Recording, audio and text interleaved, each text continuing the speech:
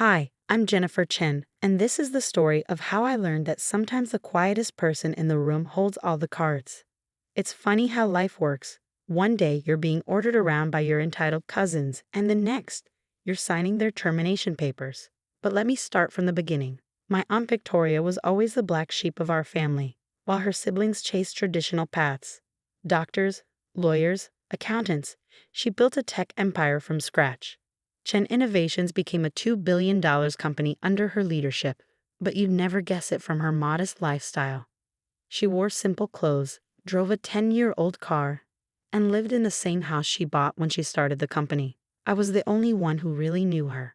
While my cousins Marcus and Diana were busy attending elite private schools and bragging about their family connections, I spent my weekends at Aunt Victoria's house, learning to code on her old computer. Business isn't about fancy degrees, Jenny, she'd say, watching me debug my first program. It's about seeing what others miss. My parents died in a car accident when I was 12, and Aunt Victoria took me in. My other relatives whispered that it was out of guilt. She had been too busy building her empire to help her brother when he was struggling financially. But I knew better. Aunt Victoria saw something in me that others didn't. For 15 years, I worked alongside her, starting from the bottom. While Marcus and Diana partied through college, I was learning every aspect of Chen Innovations, from customer service to product development. My cousins mockingly called me Aunt Victoria's shadow. But I didn't care. I was learning things no business school could teach. Then came the diagnosis: pancreatic cancer, stage 4. Aunt Victoria faced it like she faced everything else, practically and without drama.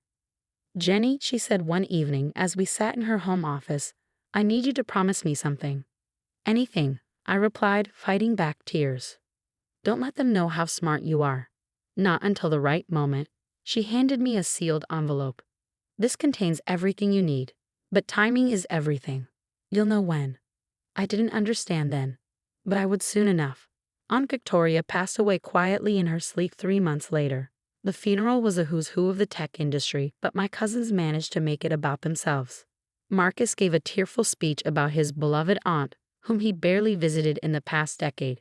Diana sobbed dramatically for the cameras, clutching her designer handbag. The real drama started at the well reading. The family gathered at Chen Innovations headquarters, my aunt's siblings, their spouses, Marcus, Diana, and me. Everyone expected the company to go to Marcus, the oldest male heir, with significant shares distributed among the family. After all, that's how things were usually done in our traditional Chinese family. The lawyer, Mr. Patterson, cleared his throat and began reading.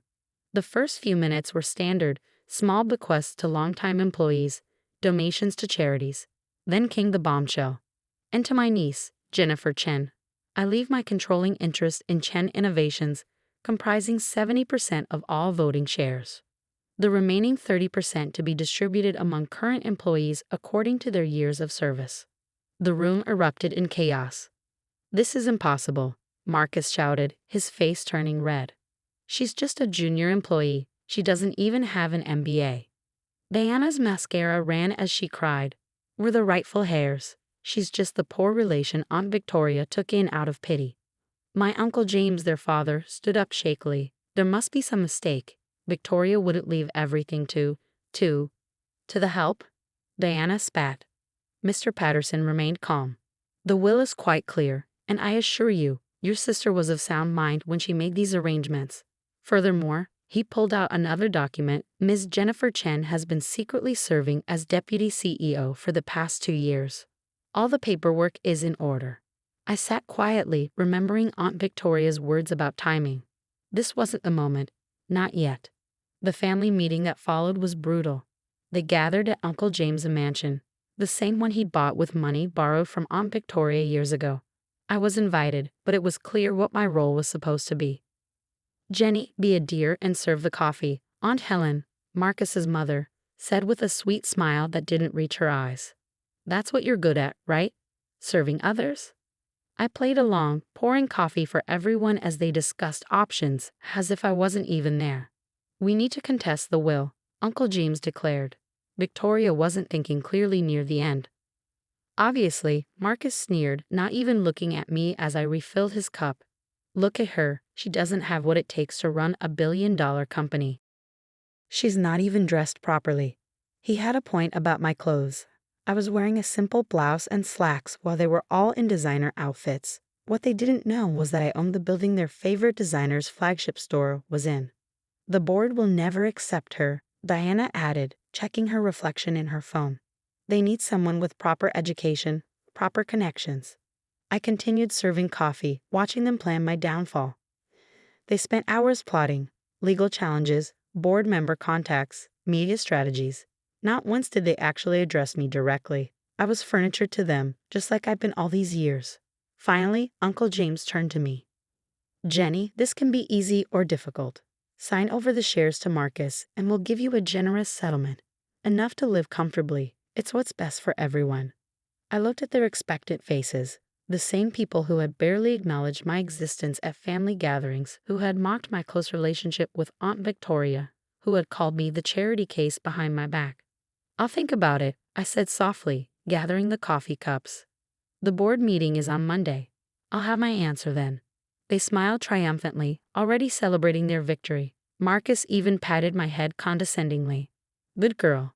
I knew you'd see reason. As I left the mansion, I pulled out my phone and the envelope Aunt Victoria had given me. Inside were documents, passwords, and a letter. The time for hiding is over, she had written. Show them who you really are. I smiled as I sent a series of pre-prepared emails. Monday's board meeting would certainly be interesting. After all, what my dear cousins didn't know was that while they were busy being the public face of the family, I had spent 15 years becoming the backbone of Chen Innovations. Every major client contract had my name on it. Every successful product launched in the past 5 years had my code in it. Every key employee owed their position to my recommendations. They thought Monday's board meeting would be their triumph. They had no idea what was coming. Monday morning dawned bright and clear. I arrived at Chen Innovations headquarters at 6 a.m., 2 hours before the board meeting. The security guards nodded respectfully. They'd known who I really was for years. I heard Marcus and Diana had been calling board members all weekend, rallying support for their planned coup. Let them try. I changed into the outfit I prepared. Not the designer suits my cousins favored, but a perfectly tailored black dress that Aunt Victoria had given me for my last birthday. Power isn't about looking powerful, she'd said. It's about being powerful. At 7:45, I watched through my office window as Marcus and Diana arrived, both looking smug. They'd brought Uncle James and Aunt Helen too, probably for added pressure. They were all dressed like they were attending a fashion show rather than a board meeting. Time to greet the family, I whispered to myself, picking up the stack of folders I prepared. The boardroom was tense when I walked in. 12 board members sat around the massive table, with my family occupying one end. Marcus was already sitting in the CEO's chair, practicing his signature smirk. Jenny, Diana called out sweetly, be a dear and get us some coffee before you go. I smiled. Of course. But first, I pressed a button on the intercom. Sarah, please bring in the documents. My executive assistant, whom my cousins had always assumed was Aunt Victoria's, walked in with a cart of folders. I began distributing them personally to each board member. What's this? Marcus demanded, trying to snatch a folder from my hands. Patience, cousin, I said quietly, continuing my round. All will be clear in a moment. Once everyone had their folders, I walked to the head of the table. Marcus was still in the CEO's chair. You're in my seat, I said softly. He laughed. Come on, Jenny, we all know. Mr. Chen, I cut him off, my voice suddenly sharp. You are in my seat. Move. Something in my tone made him stand up, though he tried to play it off as humor. The board members were already reading their folders, and I could see their expressions changing. Ladies and gentlemen of the board, I began. In those folders you'll find several things. First, detailed reports of every major decision made at Chen Innovations over the past 5 years. You'll notice my signature on 90% of them. Yes, those decisions you attributed to others were actually mine. Marcus tried to interrupt, but I continued. You'll also find documentation of certain interesting financial transactions. Marcus, would you like to explain to the board why $2 million of company funds were diverted to cover your gambling debts last year? His face went white. That's confidential. Diana, I turned to my cousin, who was frantically flipping through her folder. Perhaps you'd like to tell everyone about the fake consulting firm you set up to build a company for services never rendered. You can't prove, she stammered. Oh, but I can. Aunt Victoria and I documented everything. We let it slide, hoping you'd learn, grow up, become responsible. We were wrong. Uncle James stood up, his face purple with rage. Now see here. Sit down, Uncle, I said quietly. Your section is on page 12. The irregular loans, the misappropriated funds, the shell companies. Would you like me to continue? He collapsed into his chair. For years, I addressed the board. I worked quietly, learning every aspect of this company. While others took credit for my work, I let them. Because Aunt Victoria taught me that true power doesn't need recognition. It needs results. I clicked a remote, and the screen behind me lit up with charts. Under my direct management, though others took credit, our R&D department increased productivity by 200%. Our client retention rate rose to 98%. Our profit margins doubled. The board members were nodding now, many of them finally understanding why certain departments had mysteriously improved over the years. Now I continued, we have a choice. You can support my cousin's attempted coup, in which case I'll be forced to release all this information to the media and proper authorities. Or, I pressed another button, and new documents appeared on the screen. Or we can move forward with the expansion plans I've spent the last year developing. 5 new tech centers, partnerships with leading AI research facilities, and a revolutionary product line that will put us years ahead of our competitors. The room was silent. I could see the board members exchanging glances, doing the math in their heads.